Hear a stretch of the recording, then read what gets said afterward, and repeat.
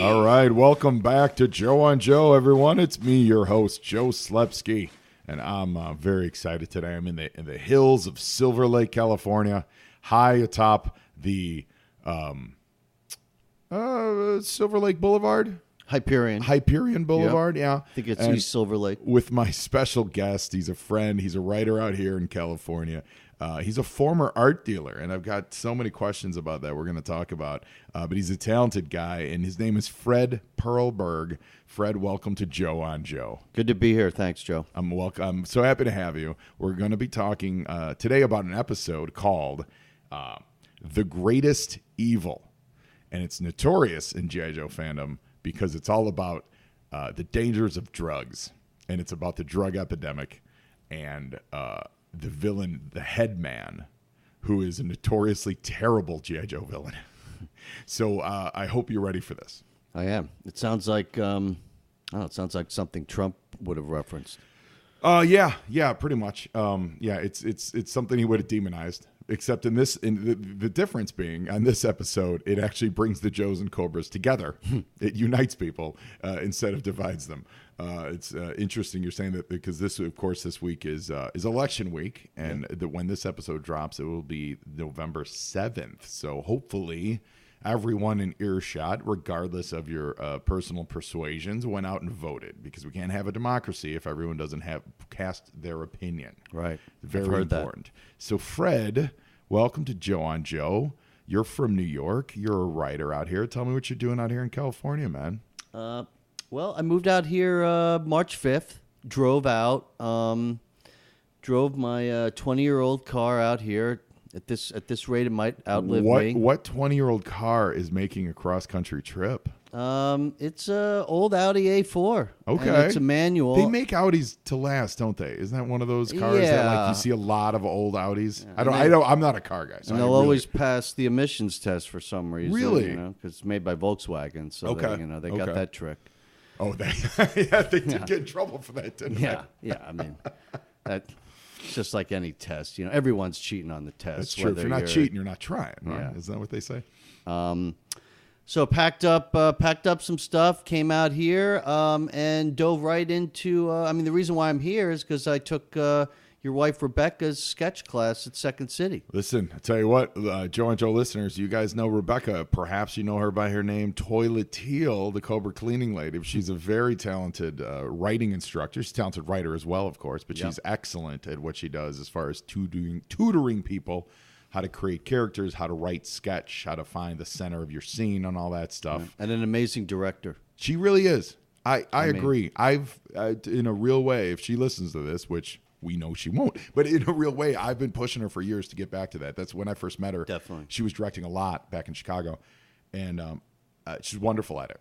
She's absolutely wonderful at directing shows. I think that's her real strong part. I was the assistant director for our grad show. Okay. In August, September, and I didn't have any experience. It was really just a favor that they gave me because I have time and I wanted to learn and be as much involved. And wrong place at the wrong time. You're saying. And she added so much to every scene. Just in terms of the either a tweak of a line or adding some more body language and movement. It just really makes the scenes. And so you're out here to write. And you're plying your writing trade while you're out here. But in New York, you were an art dealer, and you said you still do a little bit of that out here. Right. That's fascinating to me as a job descriptor. Yeah. What is that? Like, what does that entail? Tell our listeners. We've never had an art dealer on the show before. Okay. I would say I'm more of an art advisor. Okay. I never had a physical gallery. On an episode about a drug dealer,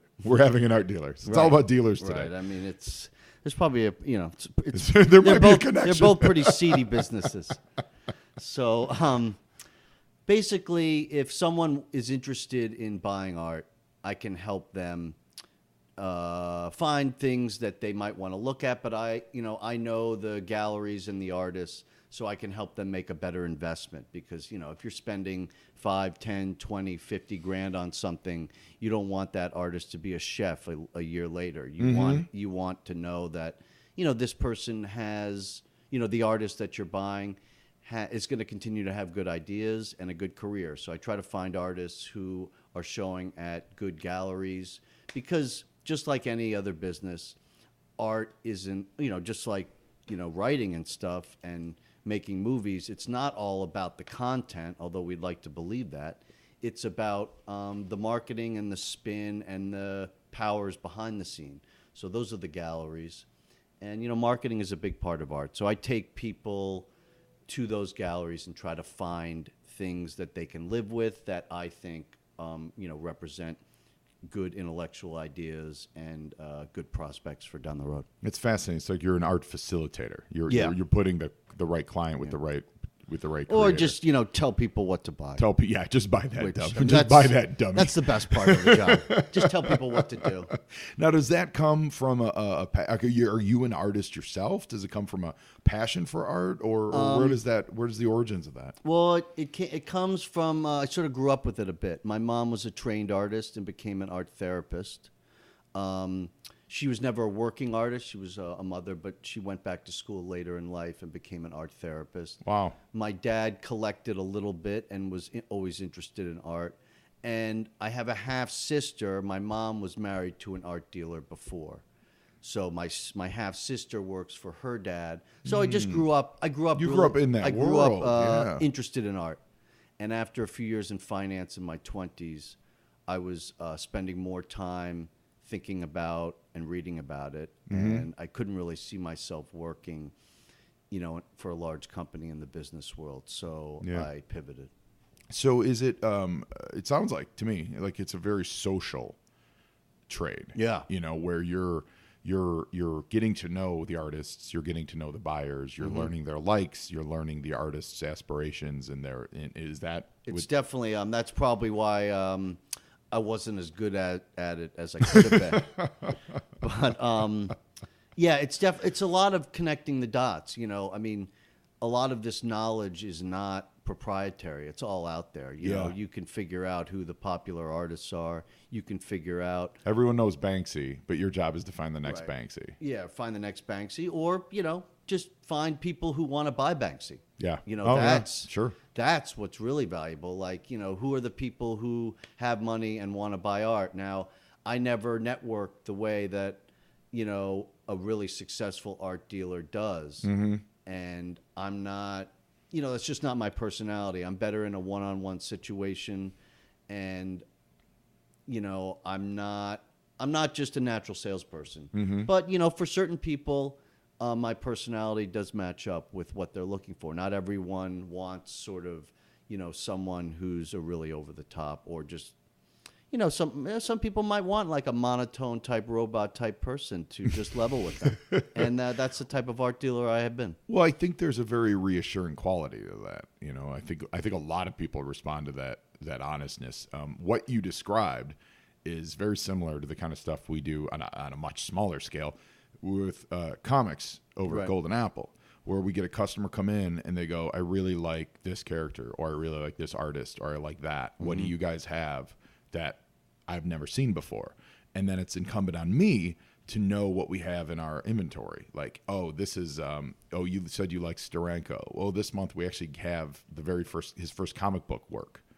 Here's a Steranko book, you know, and it's, a couple $100 or whatever. And it's like, wow, I didn't even know that existed. Mm-hmm. If I didn't know what that book was, and then I didn't ask that guy what his likes were, we wouldn't have made that sale. Right. Similar? Yeah, you have the knowledge in your head built up over many years, but then you probably also have a great visual memory. Mm-hmm. So if someone's like, I like this, you can sort of, and that happens all the time. Like when I first meet with clients, most of my first clients are people who don't know a lot about art. Okay. They've seen some things, but what they've seen is random. And what people like is, I think it's also random. I think it's all about past experiences, just like music. There is better music than others, but what people like, I think they tend to gravitate towards what they've had, what they've been exposed to, and whether those were associated with positive or negative experiences. And similar with art, they'll show me things that they like or they think they like, and a lot of times I'll just look at it and just be like, I'm not gonna recommend these artists like to them. Yeah. Because that's, I recommend what I like. If we don't match up, that's fine. Right. But, I have artists that I really believe in. So with their recommendations, I'm going to then hopefully find something that can, they can respond to aesthetically. And do you ever work in a commission style or like commission a piece kind of way? Yes. So you go to an artist and say, hey, Yeah. we love all these works you've done, but they're looking for something in purple, or something like that. Yeah, Or, I've done that. I mean, yeah. not too often. Yeah. And I haven't worked, closely with too many artists. Mm-hmm. I'm more working with either galleries or in the secondary market, finding things. Oh, okay. So you're in the galleries seeing them. You're not necessarily going into the studios. Right. Got it. Right. But yeah, I mean, basically, like, you want to, it's a marriage of two worlds. It's like, I really believe that, I can give people great investments. If you, it is possible to buy something for $10,000 that, you don't know for sure, but, you take your chances, and, there are some things that are going to have a lot better potential than others. Mm-hmm. And there are artists that I think are great, that are showing at great galleries that, important collectors and people in the museum world that are selling for the same price as another artist that doesn't have really any of that. Mm-hmm. And, that requires a little bit of inside knowledge. Yeah. So you must do a lot of homework and like a lot of like just research. Yeah, just constantly, going to shows, Yeah.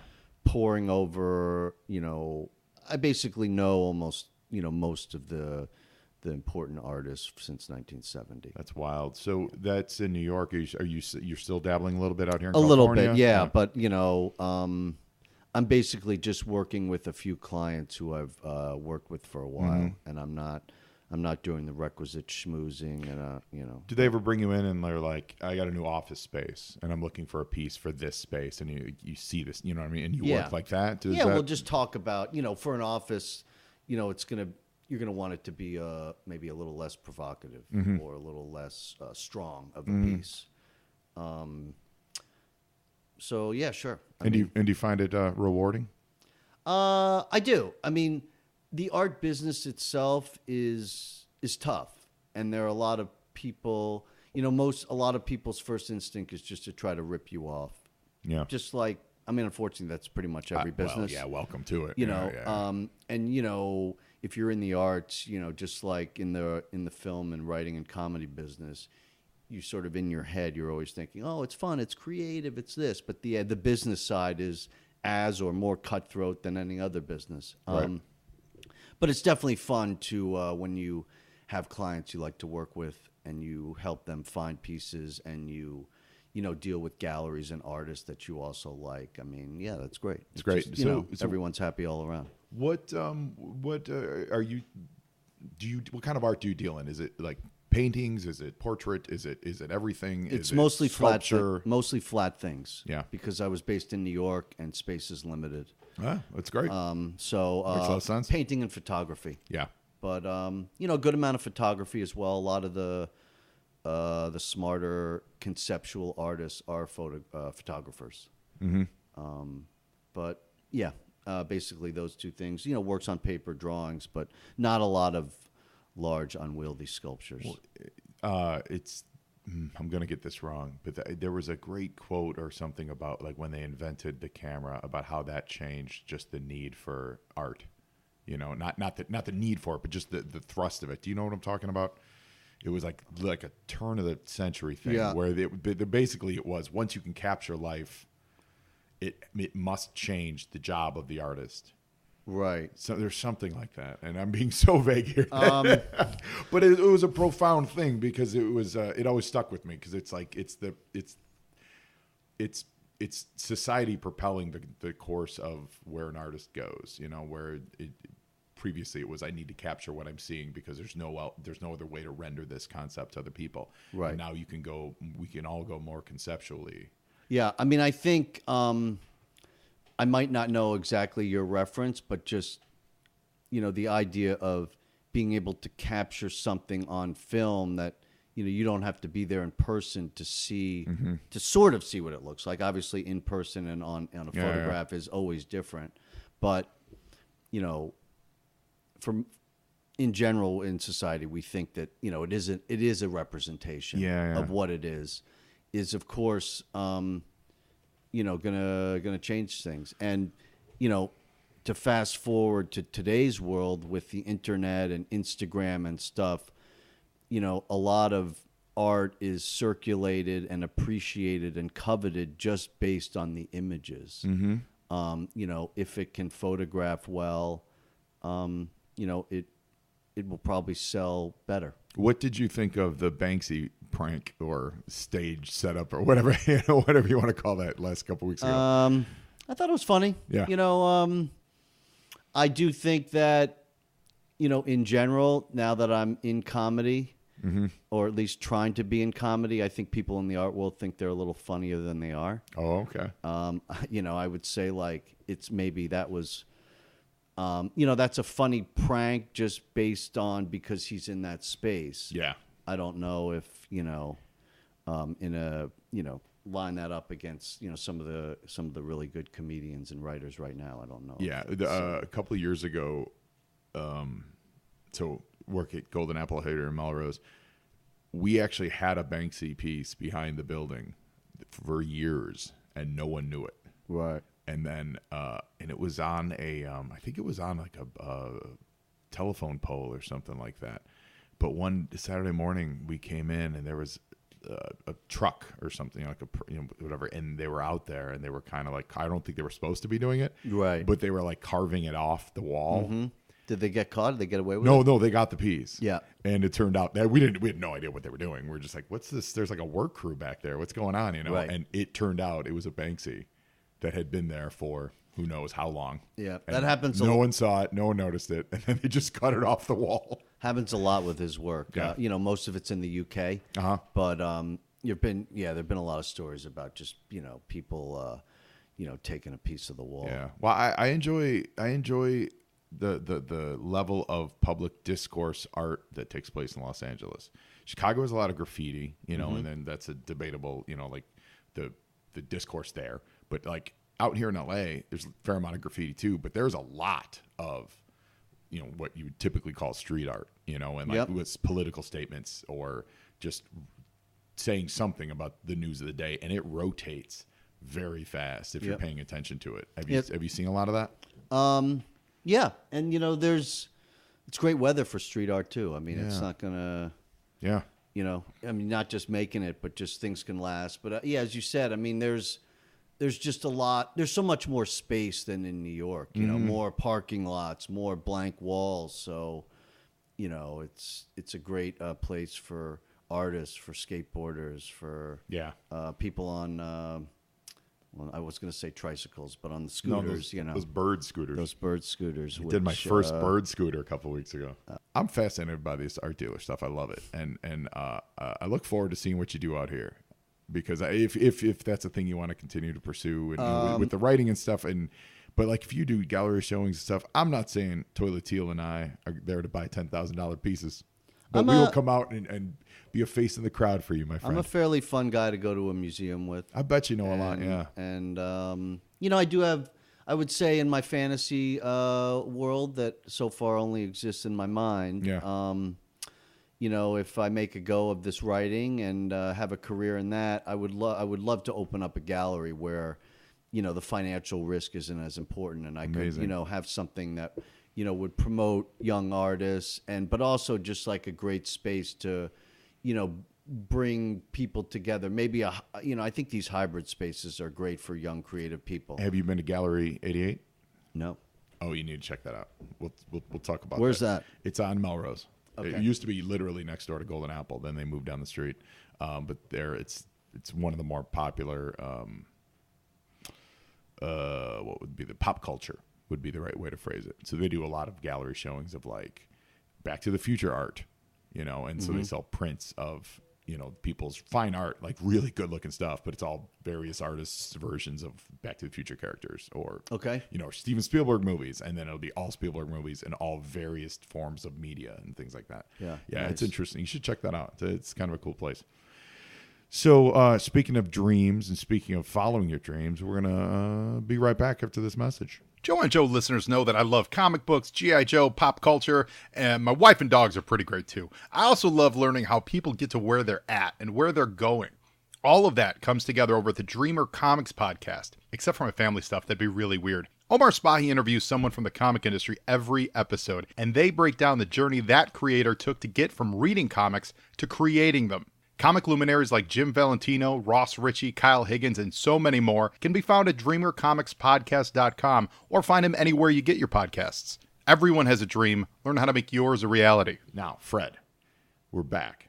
And if any of our listeners wanted to find you online, they would go to Instagram and they'd find you at FBrew, BREW, 414. Is that right? That is correct. And do you put some of the art that you work on up there, or is that more lifestyle Instagram stuff? I actually, it's a pretty bad referral. I don't even use Instagram that well, but I am. I still am accepting followers. Well, if you want to find Fred, and if you want to stalk Fred, and you want to be like, Fred, find me some good art, find him on Instagram at FBREW414. And while you're on there, go to at Joe and Joe Pod and find me on Instagram, Facebook, and Twitter.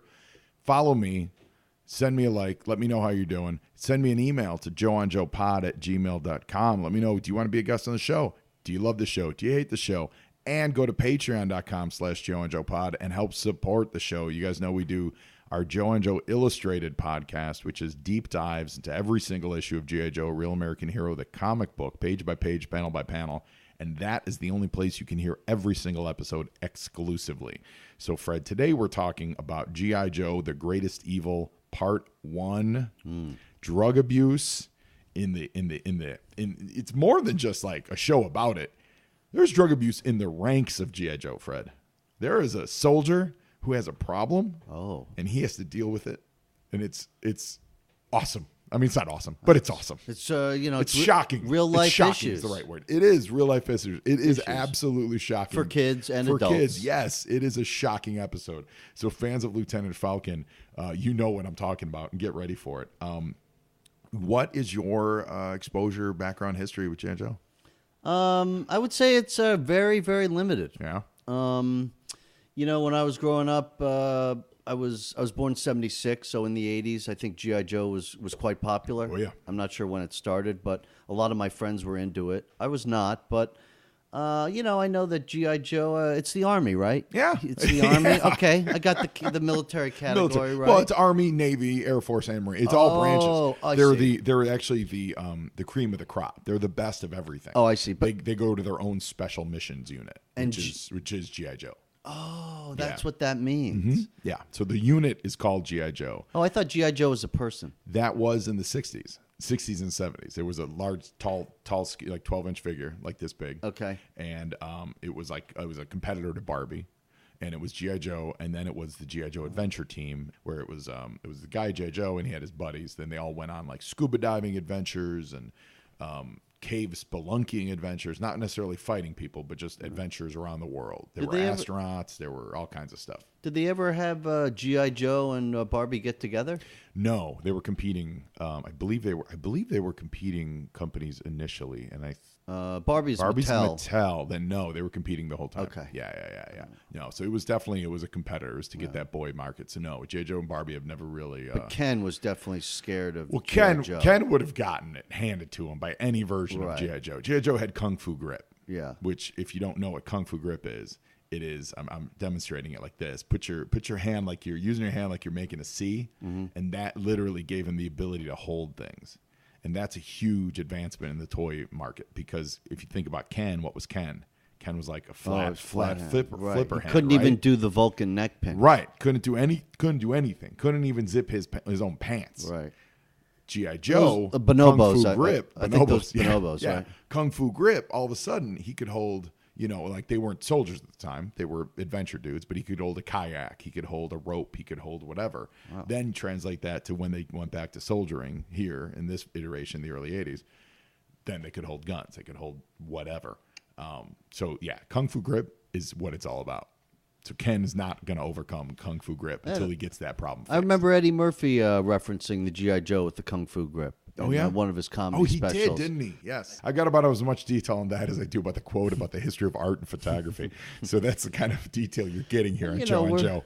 We're getting sort of maybe just a touch past the surface on a lot of different topics. And that's really all we need. Yeah. It's a podcast. We don't want to overwhelm anyone. We're not an encyclopedia. And so with that stamp of approval, Fred, we're going to watch this episode. Guys, get your DVDs ready.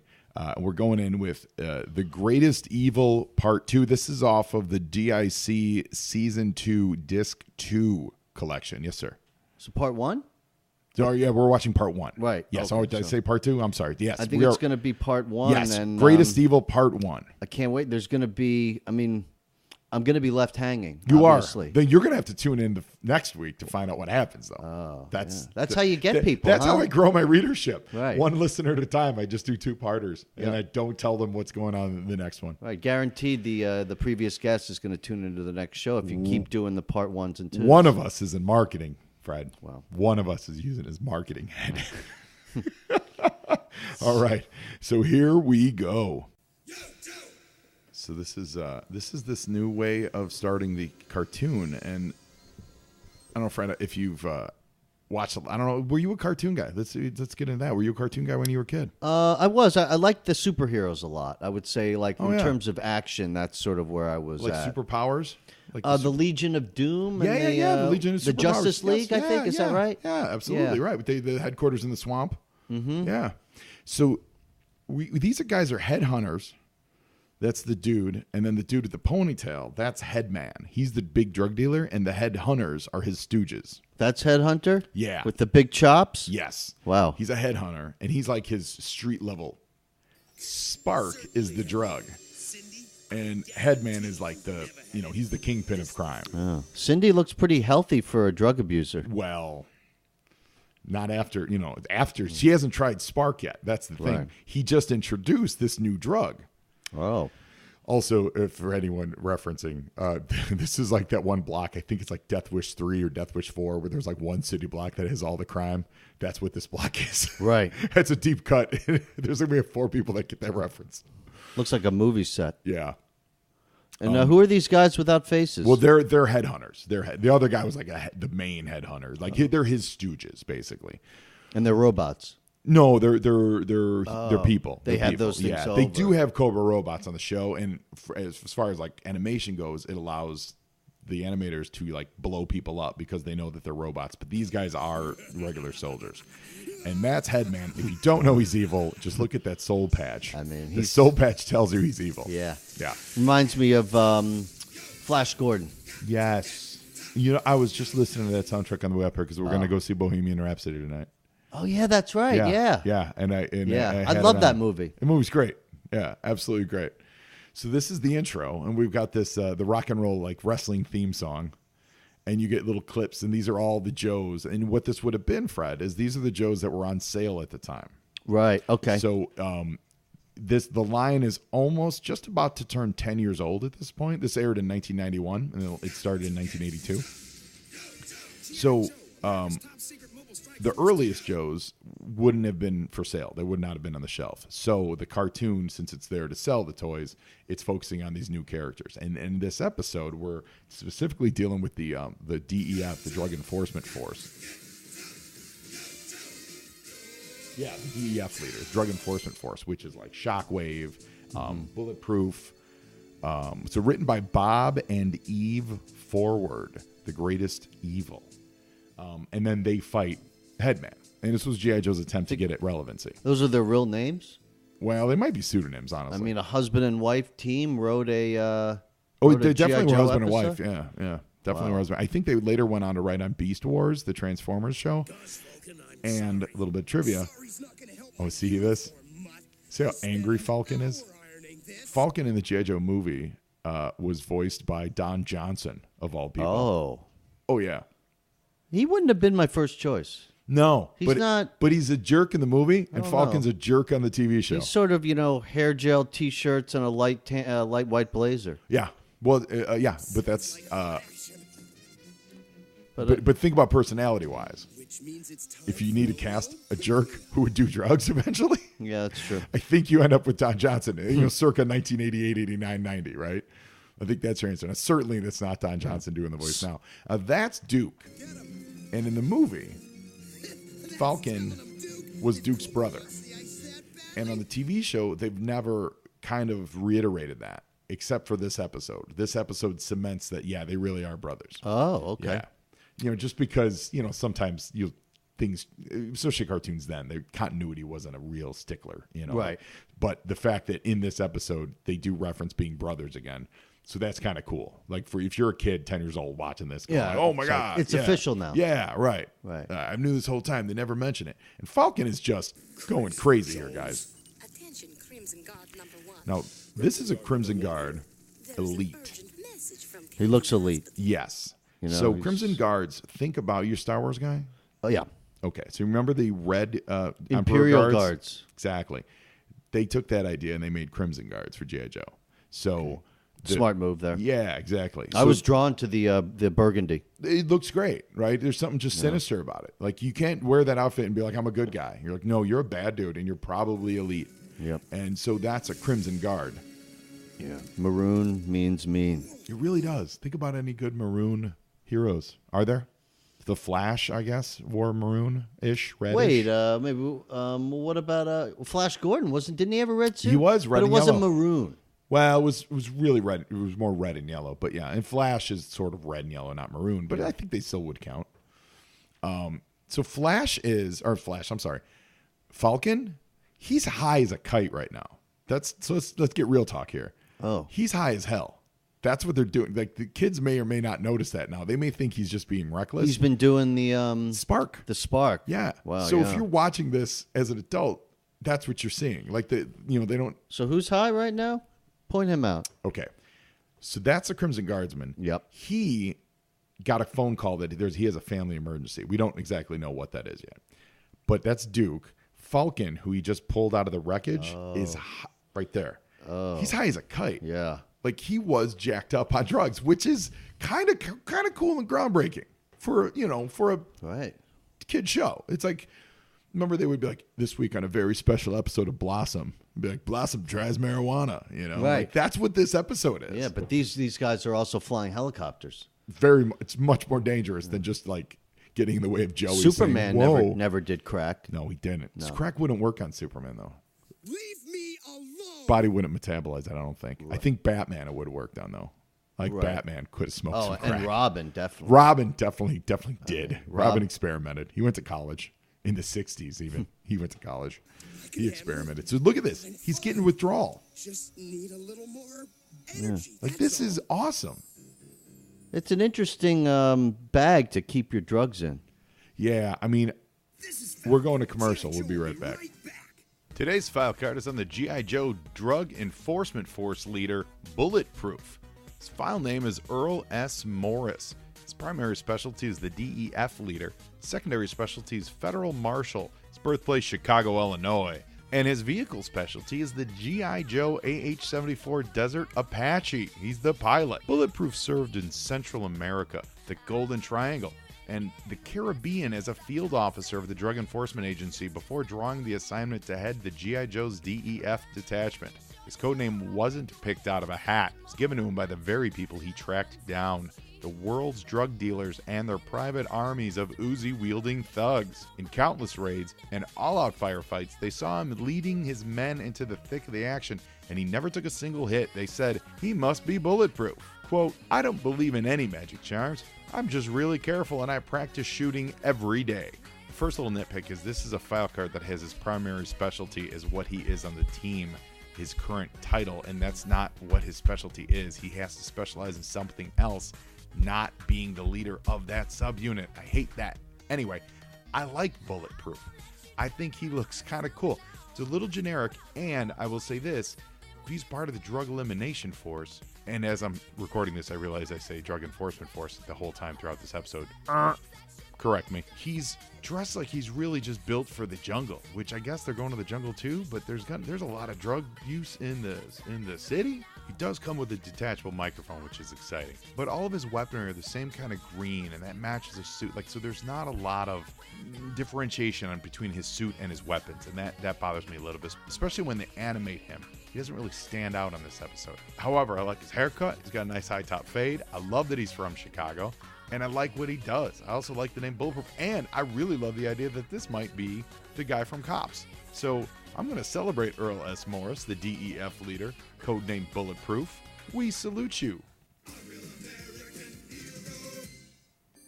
They're in that Cindy, little sister. place where they can't really show what a drug looks like, right? You Right. can't really show it. So they're going to come up with this kind of magical, it's like a bag of magic beans, like Jack and the Beanstalk, Yeah, and that's, maybe there's some garlic in there. yeah, and that's going to represent it because they certainly can't show like marijuana plants or they can't show dust, like cocaine powder, right? Like they can't show it. They can't show him No like way. snorting it Yeah. or. How do you think he's taking this stuff? It's got to be cocaine. It's got to be. He's not smoke. Like I don't think this is like. And He's it's snorting it. He's putting on Yeah. his teeth. He's burning it. yeah, and it's making him act. It's making him act like he's doing cocaine. You know what I mean? Like he's all jittery and amped up, and then he's getting the withdrawals. Like he's not having like a mellow weed, high. Like that's not what's happening. yeah, Like look at him. Like he's junkying out. Well, you don't want the mellow weed high if you're, in the GI Joe. No, could you imagine? I mean, Well, it's funny. There's Footloose. at least he picked the right category. He picked the uppers. You're on drugs. You're on, like they say, you're on I drugs. would have believed it. Not even from you. Duke, let me explain. The This is hitman just shot. fascinating. You made your Blames choices it on the and head you man. blew it big time, Like, now that guy over there in the right side. Are they going to drag him to the shower? I think he needs a cold shower. Oh, see, there's little dust. Oh, They did show little It's pixie pink. dust. It's yeah. pink and sparkly. Yeah, that's amazing. This is But I'm bulletproof. still here if you want to come clean. Oh, man. There's a little bit of I never thought it could get this bad. Bulletproof. there's a character Just called wanted to be a Bulletproof better Joe. that was on a TV show called Cops, and it was about super powered police officers in the future, and his name was also Bulletproof, and I also believe he was an African American dude. Okay. So there's fanfic where they're like Inspired it's by- the same dude. Well, like it's Or kind of like ripped the off. same universe. Well, not ripped off, but like, maybe before he went to the Joes or after he left the Joes, he went to form Cops, kind of a thing. So it kind of a little continuity thing. So here we go. Here they're showing his downfall. Yeah. I figured it gave me This Look is how at him running on the treadmill, fixing propellers, he's getting everything done. and now he's just Everything is possible because of Spark. look at the shame. faster, braver, Faster, braver, to make Duke proud. everything. Hey, Falcon, I know where you're coming I love the remorse though. I mean, for what it is, from. I was a kid, drugs were they're dealing with it. life. Yeah. No, No, this is they're dealing with a lot of real reasons why this is people relevant stuff. Yeah, why people turn to substances. They're looking to change the way they perceive life or the way that they, Looking for a new angle. You need help, Absolutely. Falcon, and you're gonna get it. Now, so this dude. He's because Crimson Guardsmen are kind of like generic soldiers, right? So there's 100 of them, right? So I don't know exactly who this is, but they're giving this guy this backstory, which is very cool, and it's his sister. She's hooked on Sparkle. Oh, she would. Right. Yep. Yeah, so That's she's the hooked on connection, Spark, yeah. right? So he becomes the main. He's a hero in this story, as it turns out, but he's like the main Cobra antagonist because of his sister's connection. And look, they just run into each other in midair. That's fantastic. Wow. They always seem to get out though. They do. Well, it's the parachute rule. You always have to have a parachute coming out of a crashed airplane, Right. Because no one can die. Right. Oh, So nobody ever dies? No. Wow. No. Your That's mouth great. and Grab Yeah. your chute. Oh, this is a great solution. So they grab their parachutes by hand, Are you insane? and Duke, because their parachutes got tangled up, and so to save themselves, they have to cut a truce in midair. Wow. Yeah, I suppose so. Yeah. Patrick If I weren't Swayze, so eat your upset heart with out. my yeah. stupid And this is brother the and this his is problems, it's awesome.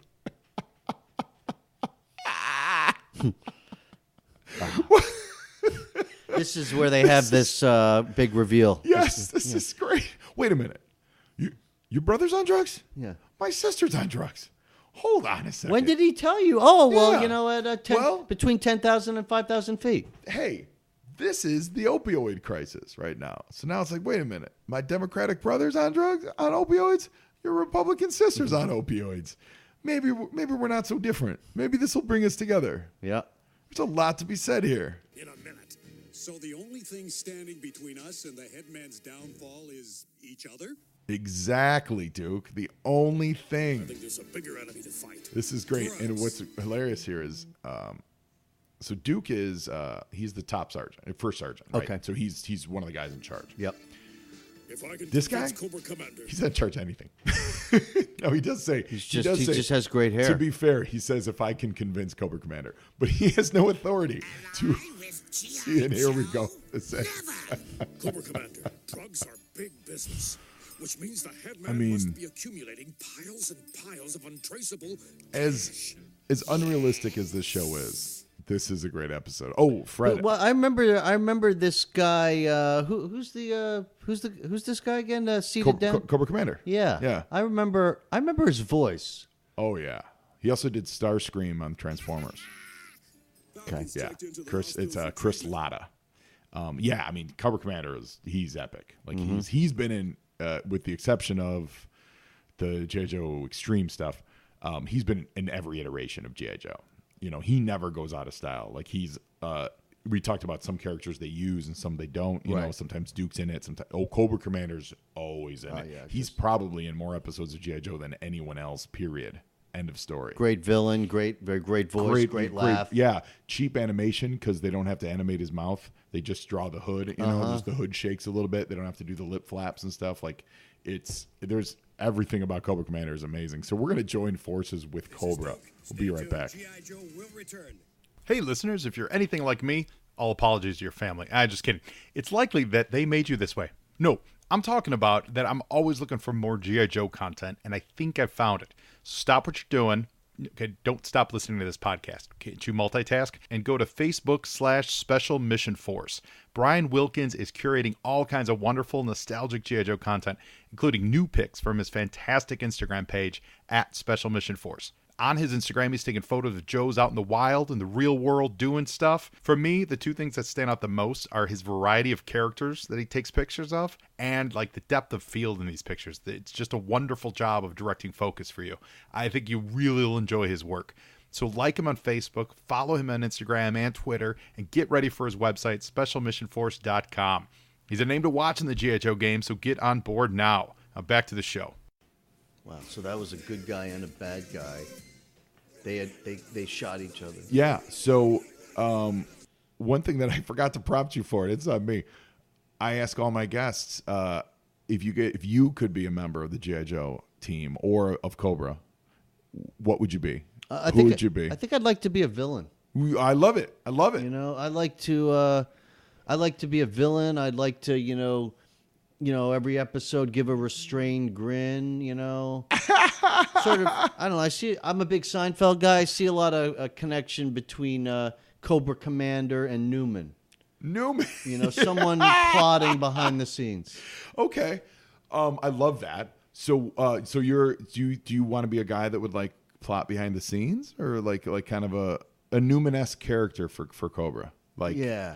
So I think we need to come up with a name for you that has like a one name that when you walk in a room, someone in the room can go, like Destro could turn and be like, Newman, like that. So, well, I mean, would it be snake related if it I'm one can of be. Cobra's So guys, would you be a Cobra advisor? Like, let's do that. What would your main thrust be? I think How maybe about Cobra? I'd like to be a guy who suggests sinister plots Okay. to Cobra. How about a Cobra art dealer and you suggest plots via the art? Okay, yeah. So you're like, I want to put up a picture of the Battle of Thermopylae and use that as our next attack plan. You know what I Right. mean? Like, or here's a particular picture that makes me think of a different kind of attack. Yeah, or plan. it's like, they're trying to blow up this building. Look at this Barnaby furnace that has just fire and destruction. Exactly. You'll love this piece. Yes, you inspire Cobra Right. through your art. So you're the Cobra art dealer. Cobra Commander. He was a big collector, wasn't he? Oh yeah. Yeah. Oh yeah. Well, actually, There's more to fighting than blowing specifically, up. there was an episode not with Cobra Commander, but with Serpentor, who's not on this show, but Serpentor was the Cobra Emperor. So they actually created him out of DNA. Oh. That's a whole long story. Wow. But They cloned him. Yeah, well, they did. They took DNA of all the great emperors of the world, like Napoleon and Genghis Khan, and I think they took Trump's inability to judge crowd sizes, and they put them all in a DNA soup, right? Yeah. And then they made this Cobra Emperor, and he had all these memories of all these old despots and everything. And there was an episode called My Favorite Things where he went and collected all the artifacts of his previous lives and gathered them up. So you would be a big part of that. Like you absolutely would have been on that episode. So you're the Cobra art dealer. Just call it that, right? Yeah. And I really want it to be a Newman-esque name. How about let's see. How about we not go too far and just have it be Perlberg? That's fine. A lot of people say that in that way when they're sort of pretending to be excited to see me, but they're not. Yeah. Hello, Perlberg. How about that? Yeah, and it's a hard name to say real fast or 2 times in a row. Yeah, and there is also an added layer of it. I love it, by the way. And you're the first person to actually not change his name and still be eligible to be on the Joe team. I love that. That's why it's a natural fit. It's really great. So there's a level of Cobra that operates in regular society too. That's the thing. So Cobra is this terrorist organization, but they have the Tomax and Zaymot, the Crimson Twins, who run this Extensive Enterprises, which is a public-facing company. Like it's legit. Oh yeah. And they launder all their money through it. They do a lot of. Gotta have a front. Right. So there is a forward-facing, legit, quote unquote, legit face of Cobra. I think you operate on that side, and it's like you walk in a room and it's Perlberg. Mm-hmm. Right. Yeah. I mean, it's always important to have a good Jew to just sort of tell people that it's a legitimate business. Yeah. Right. They want to know what they're dealing with. Yeah. Of course. I mean, of course the numbers are right. I did them myself. Well, welcome to Joe on Joe, Perlberg. It's good to be here. It's good. This could really help my art business. I think so. I think this is this goes on your business cards now. Yeah. I think actually and you just drop drop Fred. Just drop Fred entirely. Drop this and maybe even just drop the comedy and writing. I don't need that because the big bucks are going to start to come in. Starting with Cobra. I mean, now the Cobra's allied themselves with G.I. Joe Cobra, to stop the Headman. Cobra has deep pockets. Yeah. And an insatiable appetite for quality art. That might be the quote of the show. Real quick. Now this is Falcon. That could be in part 2, right? Oh, absolutely. Falcon is really going through withdrawals. Oh, man. You see this? Like wow, he's in the serious. hospital and he is really sick. Oh, look. And he's in the same room with that's the Crimson Guardsman's sister. The 2 addicts are getting together. Yeah. Of course she's going to drug Cindy overdose. with She an I. spells her name with an I. I mean, as soon as you go down the I, She never had a chance. Never had a chance. If she spelt it SYN, she would have been a stripper with a drug problem. the only chance, but she would have had, been able to manage it. Yeah, the only chance she had was that it was CIN. I used to be Oh my gosh. Joe. Now I'm just a junkie going through. Yeah, you are, Falcon. Yes. It's a pretty nice treatment facility, though. Well, you said Cobra has deep pockets. And look, she G.I. still Joe, has her lipstick on. G.I. Joe has deep pockets, too. Whole Yeah. lives Yeah. hurting ourselves. Well, that could just be chapped lips because remember, Sparkle was purple. He sort of looks like Clark Kent. Is this a shot at Superman? I don't know if it's a shot at Superman, but you're not wrong. He does. They are drawing him very superhero-y. He's in even this. got the Yeah. squiggle down Yeah, the he middle. does. Yes, he does.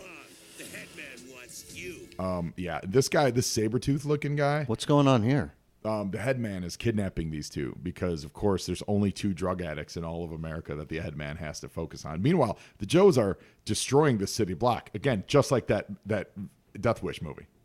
There's one Death Wish movie where he takes residence in like this 2 or 3 block area of New York, and it turns into a war zone. It's amazing, yeah. and that's what's going on in this.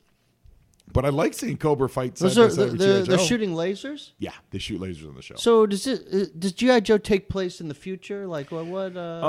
This, so this iteration actually is supposed to be a little bit in the future. The originals were kind of like maybe 2 years ahead of wherever you were, but this one is sort of set like a solid 5 years. Oh, only 5 beyond. years. Yeah, This I mean, is not why- a ton, though. This Not a is ton. why I won't get that the LASIK eye surgery. Oh yeah. I just don't believe that we should voluntarily be taking lasers. Well, okay. See, now we just hear that the Crimson Guardsman, because we go into his head, is inner monologue, which is actually rare for the show. We don't get a ton of inner monologue. I like the way they run. It's pretty stiff. It's pretty terrible. Yeah. Yeah, I the mean, animation's not good on these. The art design, Chuck Patton, in case you're listening, the art design is good. I do like it a lot, but they never put any money into the animation. So you get stuff like that, like terrible running, because they didn't. It would look better if they put more money because they had more frames, right, to animate it. And it's do the creators of the show listen to this podcast? some maybe some might, yeah. I mean, So they might actually write in that Perlberg character. They right? They could. Well, I mean, shows. Oh, here, check this out. So Cobra Commander goes down, and we get a National Drug Information helpline. At 1-800-662-HELP. 1-800. Is that number still active? I don't know. We're gonna find out. Partnership for a I'm gonna call it right now. America. 1-800-662-HELP. That's very cool. So I mean, I really Positive messages. So we're gonna. So Fred, I'm gonna call this. What'd you think of that episode? I liked it. It was a lot to learn. I probably couldn't. I could only summarize parts of it if I had to, but it was entertaining. I really liked your commentary. I think watching it by myself would have been not quite as enjoyable. Well, yeah. I mean, JJ's always better when watched with a friend for sure. Hey, this line still works. Wow. This line still absolutely works.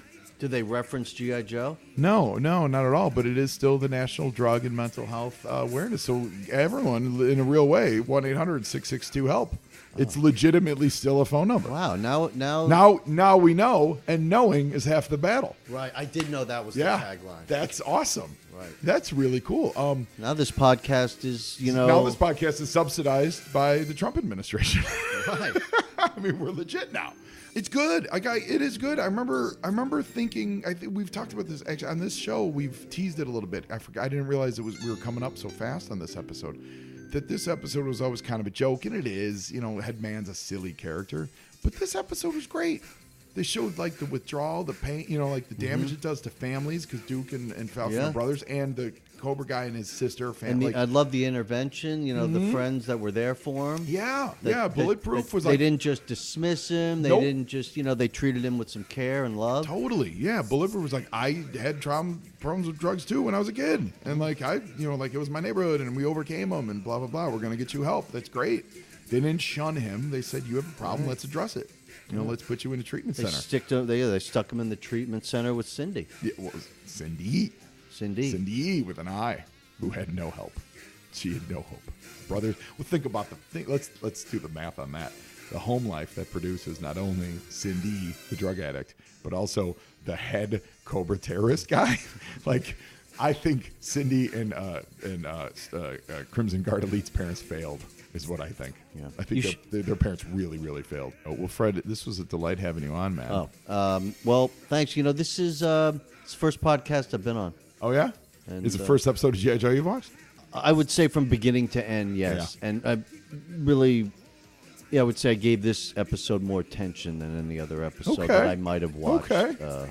way back when. Are you gonna help the listenership and tune in next week for part 2? I will definitely. I mean, now I'm hooked. I'm really. You want to find out what it happened? was a great- because they got kidnapped. It was a I great. mean, they're just a couple of addicts trying to get help, and here come the head man. You got to see what happens. I mean, there might be a relapse, right? I mean, you usually relapse. I'll bet you there is. I'll bet you, and I haven't watched. I truly have not watched part 2 yet. I would bet you that at one point in it, Headman's like, "Come on, you want some? Like, come get it." And Falcon has to be like, "No, I choose G.I. Joe." I'll bet you that happens. Right. I'm excited. Well, Fred, it's a real pleasure to have you on, buddy. Thanks a lot, Joe. Thank you so much. And listeners, thank you again for listening and being there for us. And now you, Joe, and Joeing is half the battle.